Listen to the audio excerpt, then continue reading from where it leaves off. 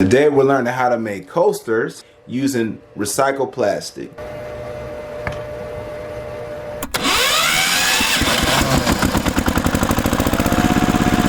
As you know, it's getting a lot colder now, so we gotta start breaking out our coffee. Hey, let me know in the comment section. Are you a tea person? Are you a coffee person? This household, we drink both.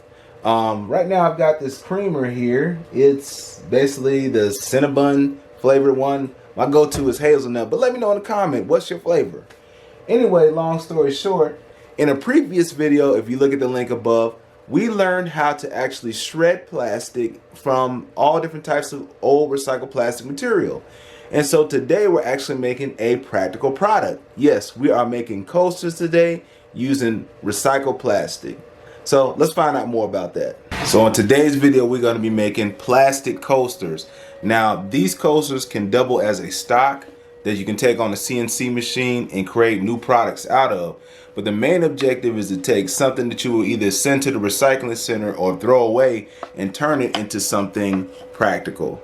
So we're going to go through the video, everything you need to do something like this, all the steps it would take in order to create something out of recycled plastic. And also there'll be a little bit more in the video. All right, let's get to it. Okay, I wanted to talk about the samples here, and if you notice, there's several different colors here. And I want to talk about, well, how do you obtain the color?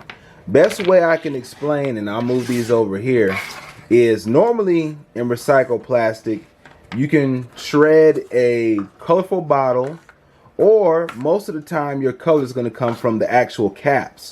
So even if you have a clear bottle, you want to save these caps right here because that's actually what produces the color in your designs. So where you get your color from, mostly the caps and colored bottles. Okay, so your first step is you're going to clean and process the plastics you're going to shred. The next step, you're going to use a shredder to shred your plastic. All right. Third step, you're gonna take the shredded plastic and melt it in the Panini press. Make sure you use a Teflon sheet, gloves, and spatula. Then you're gonna take the hot plastic and put them in your pre-made molds. All right, let it cool, and then you're gonna demold it, and you're gonna end up with a finished product, post cleanup and all that kind of stuff. This is what you need to do to create your plastic coasters. So starting from the beginning, wash, process your plastic, shred your plastic, melt your plastic, mold your plastic, and demold and enjoy. All right, let me bring you in. Right now I've got the Panini press heating up. I've got my shredded plastic, and like I said, I've used this Bansai shredder for that. Once this heats up, and I can just show you now, I just drop a few flakes. And what I'm gonna do once it starts melting is work it like Play-Doh. So in the next clip, you'll see me working it like Play-Doh. I'm just gonna drop a few of these shreddings. This is all just mixed plastic right now. And that's what we'll be using for this video. All right, so let me take you over to something else I got going on over here.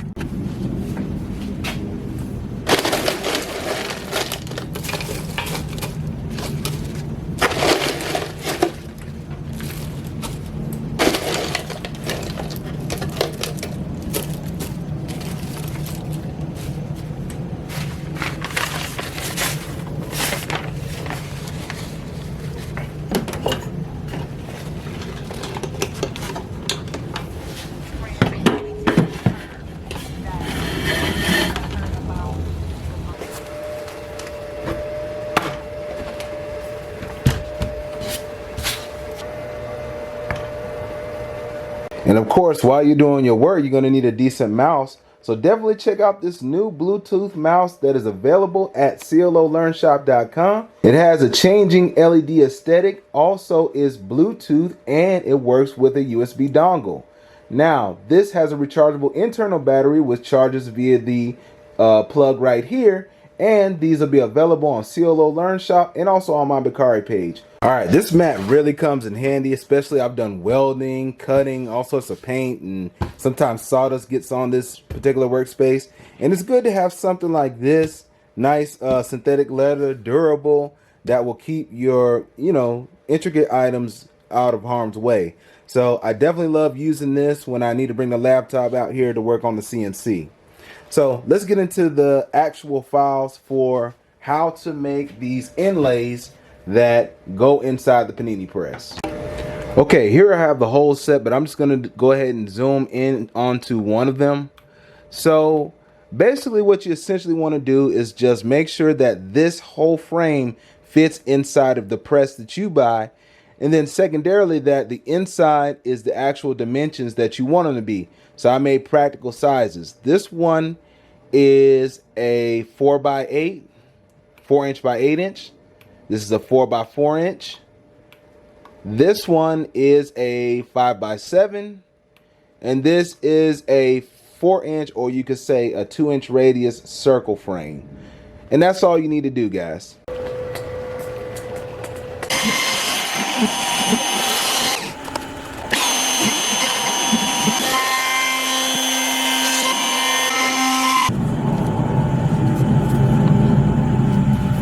Okay, so let me bring you on in a little bit closer. These are the frames here. The 4" by 4", the 5x7, and the 4x8. So I'm going to go ahead and run the CNC one more time, get them cut out. Then we're going to take them over to the press and give them a test run and see how good they work. Now you notice as I'm melting the plastic, I constantly set this exhaust fan there. That's just to add a little weight. You can add like a 5-pound weight or something to press it. Now here I'm wearing gloves, and throughout this clip, you're going to see me sort of like mix with gloves on, gloves off. And I recommend just keep the gloves on as long as you can. The gloves that you can buy that have the little rubber on the other end of the gloves would be better for this. Just make sure they're decently thick enough so that way you don't burn your hands. Here you can see I'm just working the spatula, and generally you want to work it in the shape of your mold. So if you have a square mold, just make a smaller square block. In this case, I use the Inlay mold that is going to be round like the rounded coaster. So once again, you're going to see me place that fan right on top to bear weight, and you can see in this clip, if you look very close, it is actually cinching down. Now once it was done, I rolled it up into a ball like this, and like I said, these aren't the best gloves, is what I had lying around, but I used this gloves to roll the ball up, and then you're going to roll that ball up, center it up, take your frame and press it down. Now in this clip, I'm just using the Teflon sheets, and basically that's all you do. Melt your plastic, shape it, and then put it in the mold. Okay, so this coaster is about cool. I got to set the one that's in the press now, which is right there. I got to set the one that's in the press right now over here, so I'll move that. Later on, I'll make more of these so that way I can do more coasters at one time. So one thing I didn't include in these clips is the demolding process.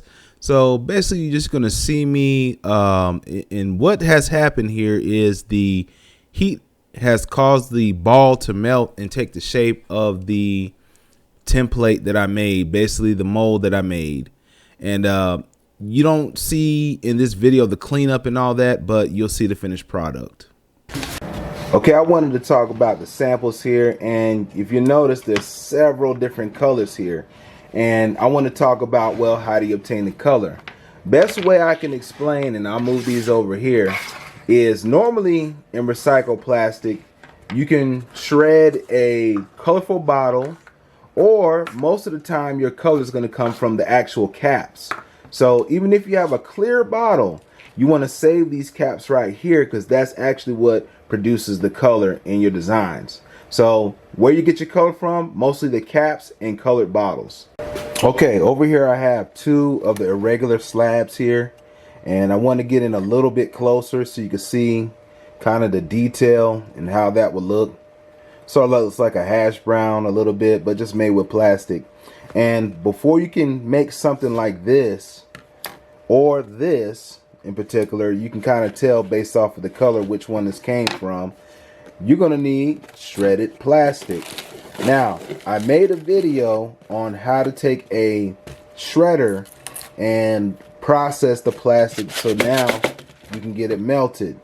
So definitely click on this link above. If you haven't checked that video out, it will show you how to actually process your recycled plastic. Let's move on to the shredder, and I want to talk about a couple things there. Okay, I just wanted to show the process of how to turn this into shredded plastic. This is just an old bottle, labels removed. If you want to see more on the whole process of how to do this in more depth, click on this video link above. But essentially, you just want to cut the top first. So just work your way around.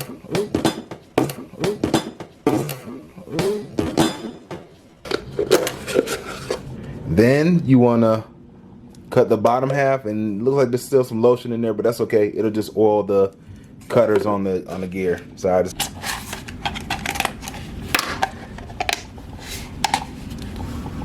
and later on we'll just cut this side, and then you just want to cut one straight down the middle.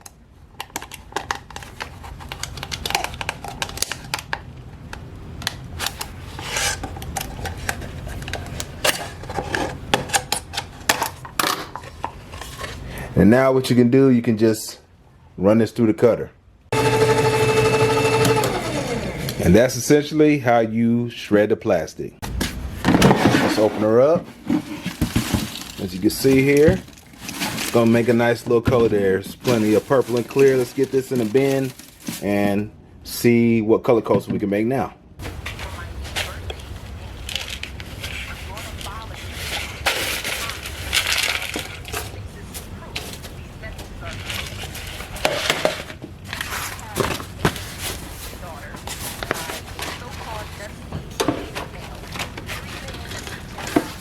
It's hot.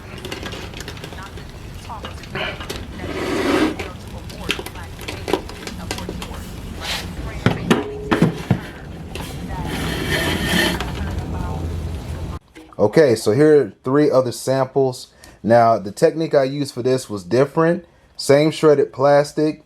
Some of these I melted whole pieces, big chunks of plastic, and worked it down. So I melted on a panini press, then put the melted plastic in here and pushed down with the lid with pressure. Now, this technique is okay. It requires a little cleanup at the end because of flashing, but the results turn out nice. So I have 2 types of molds. I have the ones you actually place in the press and let it take shape, these flat ones, and then I have the box molds. But these tiles, they're solid as a rock, come from this mold right here. And this one actually, believe it or not, guys, used to be a shower curtain. All right, let me show you another area. Now, here I have some examples of just some materials I've used that I had lying around. And these are actually mold boxes. So I didn't film the process of me cutting the wood, gluing, and nail gunning, or basically using the brad nailer to assemble these. But simply, you just need to know how deep you want your actual coaster, and I'll just lay this here so you can see it, how deep you want that coaster to be in the mold once you put the molten plastic in there and press it. Now, I'll give you 3 examples here. This is just 2 square molds and 1 rectangular mold, but basically you just get you some materials and make your molds what you want to put the plastic, melted plastic into to make the shape of your stock. Now, these are some computer generated ones that I made on the CNC. Now I use Inkscape to make these. Now I would consider these more temporary, and these you can actually lay in the press as the plastic melts. So you make like a little ball, the general size of the frame, and then you press the panini down. So I'll show you that real quick. So you're gonna melt the plastic, and then you stick this in here, and then you press the plastic down, and it takes the shape of these type of molds. So these you can sit right into the panini press. Okay, one thing I found out about the box molds is you literally have to, once you press the plastic in, you have to do this manually. So I recommend wear gloves and use a spatula. You're going to take the top block and press it down, but then you're also, let me grab one of these, you're going to have to clamp it down somehow to put pressure. And I recommend either pressure or some weights to make sure that plastic pushes down as it cools, and you keep it in here all the way till it cools. Otherwise that heat will still cause it to warp. So make sure you let it sit in the mold until it cools, okay? Now, one thing I found out, and you're not gonna see any of these type of molds in a circle on the table, is because I had to literally destroy the mold to create this circular coaster. And what I mean by that is I based the mold design off of the aluminum mold injection style molds. Now I understand why they use aluminum. Right now my CNC will carve aluminum. I just didn't have any aluminum in stock. So my next best thing to use that was thin enough was some particle board I had lying around, some backing board. And it did the job, but it really is one-time use. So I'm gonna have files for this particular frame. If you would like to design your own, it will be an Inkscape file. But basically this is a temporary solution. These I use multiple times over and over again. This one, you can sit inside the Panini press and just melt it as it's in the plastic. But this one here takes a lot of manual work and requires a manual process. So you just got to figure out which process you'll like better. All right, let's move on to the next part of the video. Okay, this shredder here is just to represent that you will need a shredder to make this shredded plastic right here. Now I picked this one up for about $3 or $4 at a Goodwill, and I'm showing you this to show that you can find good deals. The original one I bought was about $100 or so, and I'll leave a link in the description below. That is a Bansai shredder. Bought it brand new. It runs like a tank. But let me show you what you're more concerned with right here. Now, if you look online, you're going to find different heavy-duty shredders.